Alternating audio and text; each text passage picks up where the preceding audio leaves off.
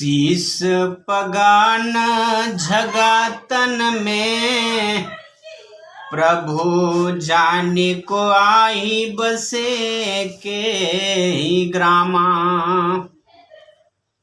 धोती फटी सिलटी दुपटी, और पाया उपा नहीं को नहीं सामा। द्वार खड़ो द्विज दुर्बल एक, रहियो चकी सो वसुधाया विरामा। पूछत दीन दयाल को धाम, आपन बतावत आपन नाम सुदामा। जी हाँ, आज हम लोग पढ़ेंगे सुदामा चरित्र। इस कविता की व्याख्या, इसका भावार्थ बड़े अच्छे ढंग से बताने का प्रयास करेंगे। चूंकि इसके कवि नरोत्तम दास जी ने बड़ी ही ये लाजवाब कविता, भक्तिमय कविता इन्होंने लिखा है। इस कविता में इन्होंने मित्र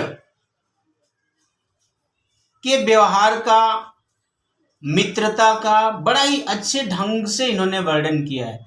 वास्तव में मित्रता में ऊंच नीच, अमीर गरीब, रंग रूप किसी तरह का भेदभाव नहीं आता है। मित्रता की सच्ची मिसाल यह कविता है, जिसमें भगवान श्री कृष्ण और सुदामा जी की मित्रता का वर्णन किया गया है।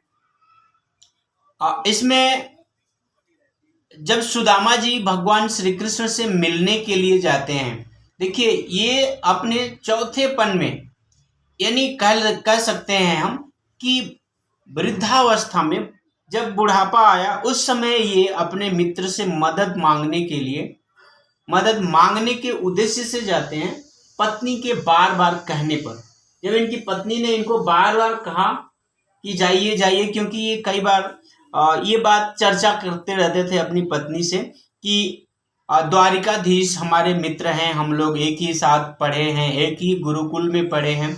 संदीपनी ऋषि जी के यहाँ ये लोग पढ़े थे, दोनों के गुरु जी का नाम है संदीपनी।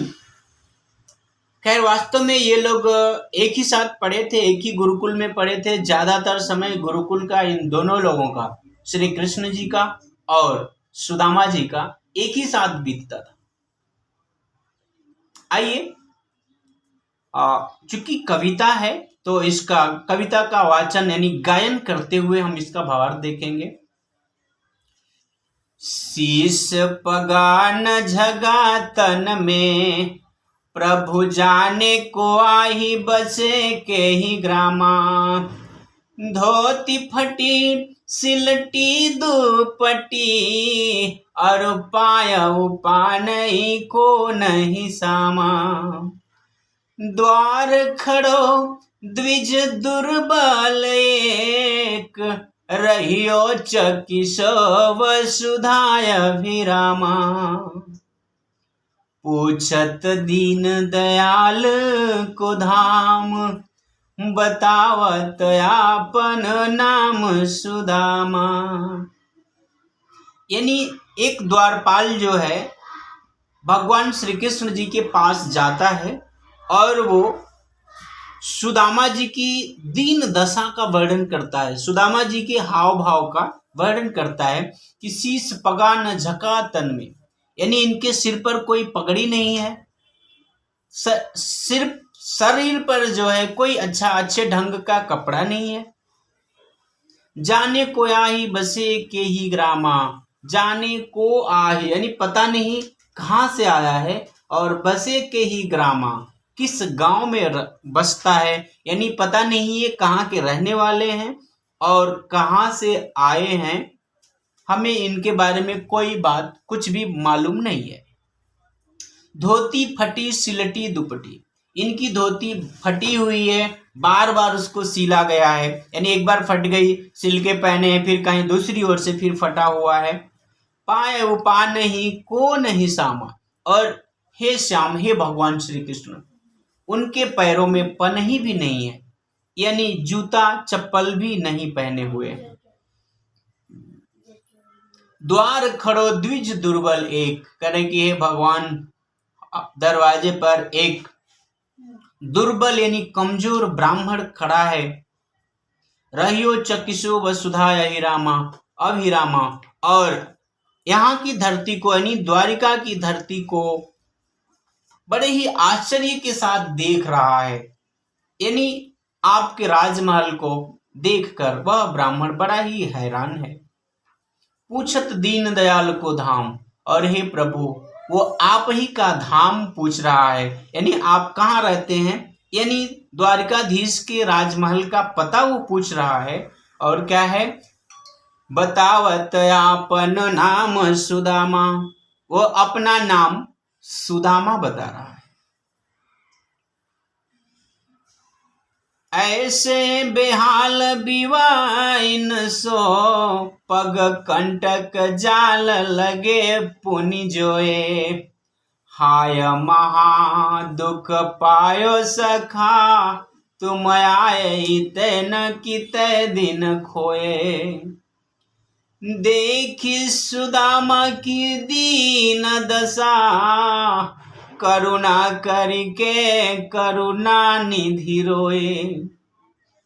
पानी परात को हाथ छुयो नहीं, नैनन के जल सो पग धोए।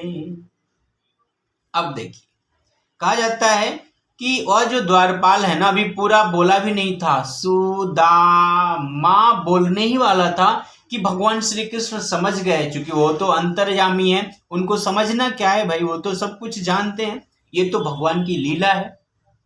तो अभी मां शब्द बोलना ही था कि भगवान श्री कृष्ण राजगद्दी से उतर गए और दौड़ते हुए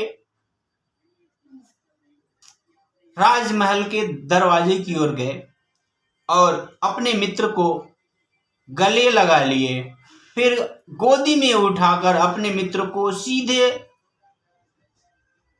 राज सिंहासन पर लाकर बिठाया और फिर उनके पैरों को जल से पखारने की कोशिश किए, यानी कठौती में पानी ला करके रखे और पैर धोना चाहे तो देखिए क्या होता है।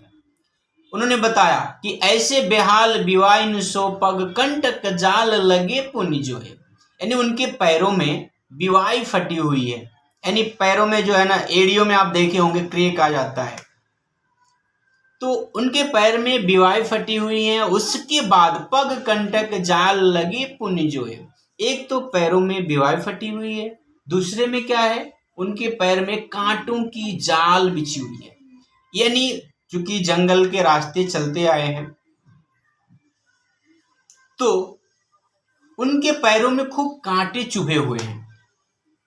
अब सोचिए, बिवाई फटी है उससे भी दर्द होगा, उसके बाद कांटे चुभे हैं और भी दर्द होगा, फिर भी व्यक्ति कैसे चल के आया है, आश्चर्य की बात है।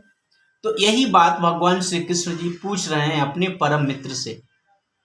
देखिए, आजकल तो बहुत से मित्र स्वार्थी भी हैं, स्वार्थ है तो मित्रता, स्वार्थ नहीं तो कौन आप कौन हम, अगर काम निकल गया तो भी लोग मित्रता छोड़ देते हैं, तोड़ देते हैं। खैर, जाकी रही भावना जैसी, प्रभु मूरत देखी तिन तैसी। किसी की सोच को, नजरिए को, किसी के व्यवहार को जबरदस्ती नहीं बदला जा सकता है, जो जैसा करें कोई ये बात नहीं है। आपको खुद अच्छे रहना होता है, आप किसी से मित्रता करें तो निस्वार्थ भाव से करें, ये नहीं कि मित्र पर विपत्ति आई, मित्र ने आपसे कुछ मांग दिया तो फिर आप साइड हो गए।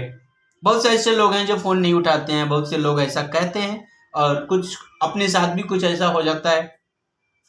खैर, तो उन्होंने कहा, हाय महादुख पायो सखा, कहने कि हाय मित्र, तुमने तो बहुत दुख भोगा, तुम्हें तो बहुत ही कष्ट हुआ,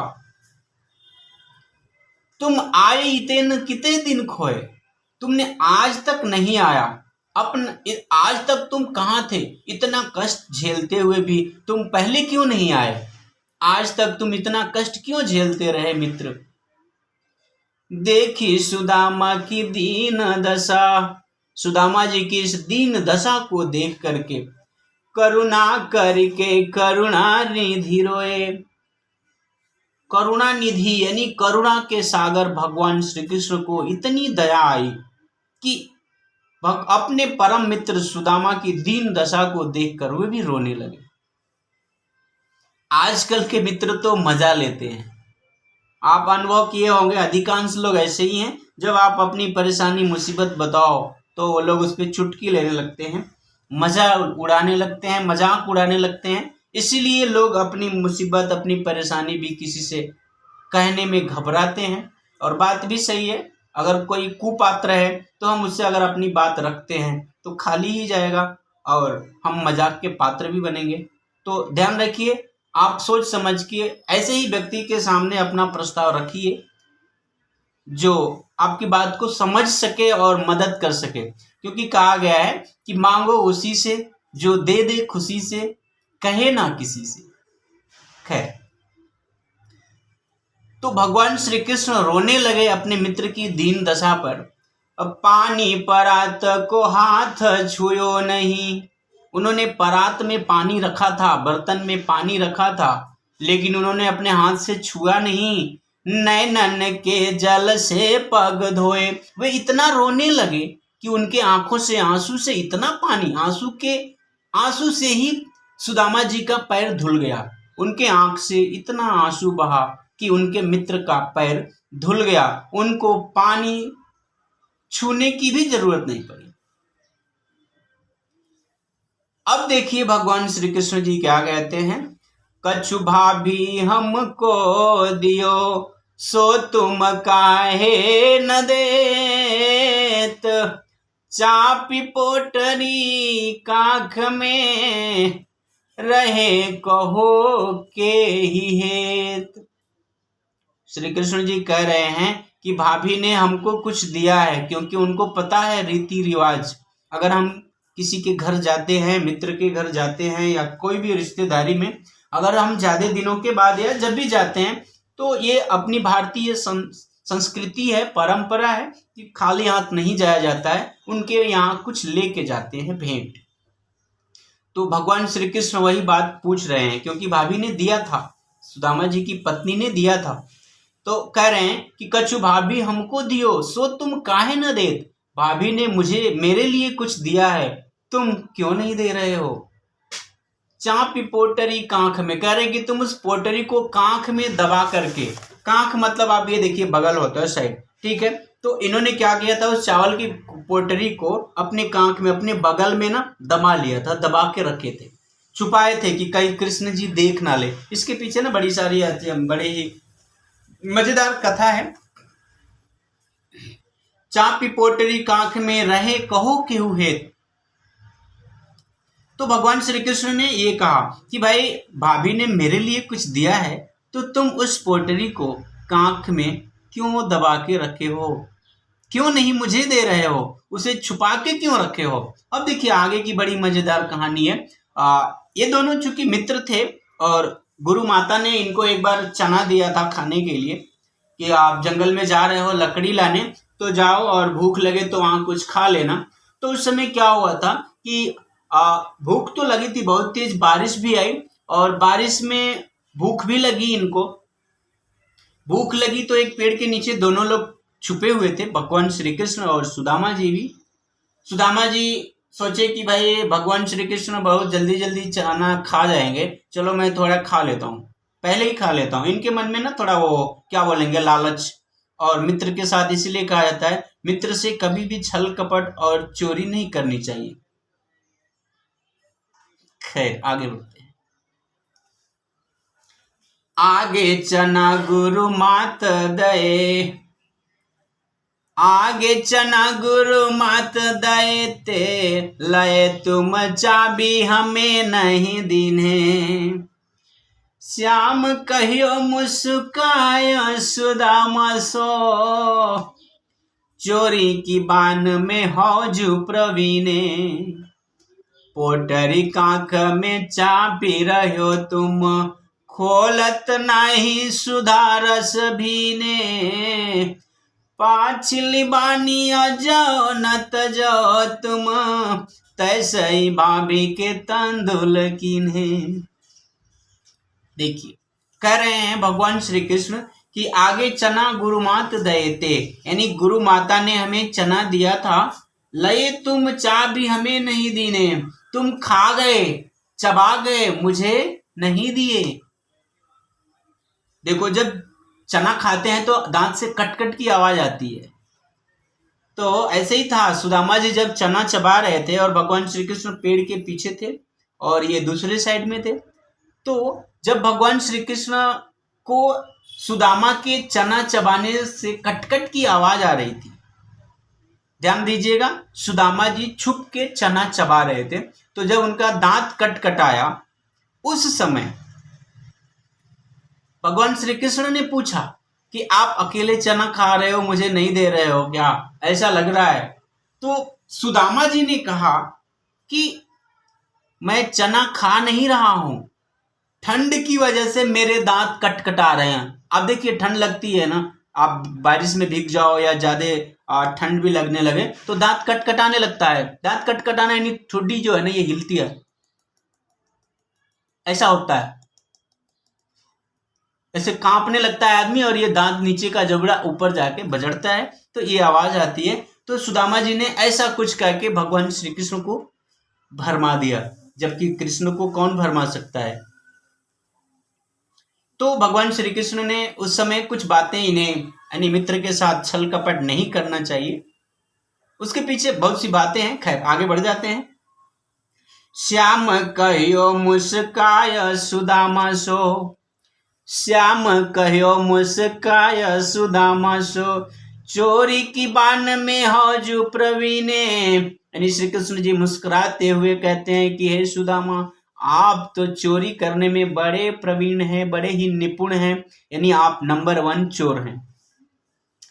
पोटरी काख में चापी रहे तुम, खोलत नहीं सुधार सभी ने। यानी आप चावल की गठरी को कांख में छुपा के बैठे हो, इस अमृत रस में भीगी हुई, अमृत रस में भीनी हुई चावल की पोटरी को क्यों नहीं खोल रहे हो। पाछली बानिया जाओ न तज तुम, कहने के पीछे की बातें तूने आज तक नहीं छोड़ा है, यानी तुम पहले भी चोरी करते थे, आज भी वैसे ही कर रहे हो। तैसे ही भाभी के तंदुल कीन्हे, कह रहे कि भाई जैसे तुम पहले करते थे, यानी गुरु माता जी ने चना दिया और चने के साथ तुमने जैसा किया था, ठीक आज भाभी ने चावल दिया है और उसके साथ भी तुम ऐसे ही कर रहे हो। तुम चोरी में बड़े ही प्रवीण हो। अच्छा, इस कविता का अगला भाग मैं आपको जल्दी ही दूसरी वीडियो में बता देता हूं, क्योंकि एक ही बहुत ही लंबा हो जाएगा। ध्यान रखिए, जहां भी रहें सावधान रहें, सतर्क रहें। समाज सेवा, परोपकार, सद्भावना, जीवों पर दया करना और निस्वार्थ भाव से मित्रता करना, ये हमारा परम उद्देश्य होना चाहिए। इंसानियत बनाए रखना होता है। हम सबसे पहले इंसान हैं, बाकी और धर्म की बातें बाद में हैं। हम इंसान हैं, हमारे अंदर इंसानियत होनी चाहिए। जय हिंद, जय हिंदी। हम हिंदुस्तानी हैं और हिंदी से हमें प्रेम होना चाहिए, क्योंकि हिंदी में ही हिंदुस्तान की कल्चर बसती है। हिंदुस्तान की जो संस्कृति है हिंदी में ही है। आपको पता है, आप जानते ही हैं कि भारत गांव में बसता है, भारत गांव का देश है और गांव के लोग पश्चिमी सभ्यता से बड़े दूर हैं और उन्होंने ही हिंदुस्तान की सभ्यता को बचा के बना के रखा है, और वो बात हिंदी में है। हिंदी हमें संस्कार सिखाती है, सद्भावना सिखाती है, जोड़कर चलना सिखाती है। आप भी हिंदी और पक्के हिंदुस्तानी बने। जय हिंद, जय हिंदी।